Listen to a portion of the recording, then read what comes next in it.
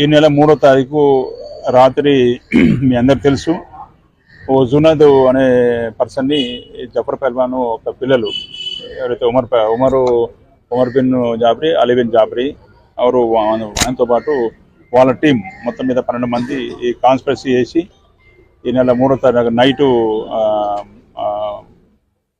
Murder చేయడం జరిగింది. ఆ మర్డర్లో భాగంగా ఇప్పటి వరకు మేము అవుట్ ఆఫ్ 12 మందిలో 8 మందిని అరెస్ట్ చేసినాము. రిమైనింగ్ వాళ్ళు అబ్స్కాండింగ్ ఉన్నారు. దాని గురించి స్పెషల్గా టీమ్స్ ఫామ్ చేసి అదే పని మీద తిరుగుతున్నాను. దాంట్లో భాగంగా ఏదైతే ఇప్పుడు ఈ అబ్స్కాండింగ్ ఉన్నారో ఎవరైతే ఆ నేమ్స్ ఇప్పుడు అంటే ఇన్వెస్టిగేషన్ నడుస్తుంది కాబట్టి ఆ నేమ్స్ మీకు చెప్పకూడదు కాబట్టి ఈ అబ్స్కాండింగ్ ఉన్న పర్సన్స్ జఫర్ పహల్వాను దాంతోపాటు సయ్యద్ ఇంట్లో ఉన్నారని చెప్పి ఇన్ఫర్మేషన్ వస్తే మేము ఇవాళ మార్నింగ్ 6 టీమ్స్తోని స్పెషల్గా మా గౌరవ డీసీపీ సార్ ఇచ్చిన ఇన్స్ట్రక్షన్ దాని ప్రకారం స్పెషల్ టీమ్స్ ఫామ్ చేసి దాన్ని యాజ్ పర్ ది లీగల్గా సెర్చ్ వారెంట్ కూడా తీసుకొని దాంట్లో ఈరోజు మార్నింగ్ 7 తర్వాత ఎర్లీ మార్నింగ్ వాళ్ళ 2 ఇళ్లలో కూడా రైడ్ చేయడం జరిగింది.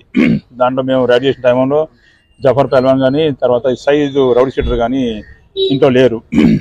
వాళ్ళ ఫ్యామిలీస్ ఉన్నారు. వాళ్ళ ఫ్యామిలీస్తోని మా లేడీ ఆఫీసర్స్ కూడా మంచిగా సిస్టమేటిక్గా మాట్లాడి క్లియర్గా ఎక్స్ప్లెయిన్ చేసినారు ఏ సందర్భంగా మేము రైడ్ చేసినామని చెప్పి ఈ సందర్భంగా రైడ్ చేసినామని చెప్పి క్లియర్గా వాళ్ళకి ఎక్స్ప్లెయిన్ చేసి ఇల్లు మొత్తం అన్ని సెట్ చేసిన సందర్భంగా ఇప్పుడు ఇంతకుముందు మీరు చూసినటువంటి ఈ మారణాయుధాలు ఏది కత్తులు తలవార్లు అని దొరికినవి ఈ పాయింట్ ఆఫ్ వ్యూలో 100% మేము అంటే ఇవన్నీ కూడా ఆర్మ్స్ యాక్ట్కు 100% ఫిట్ అవుతాయి.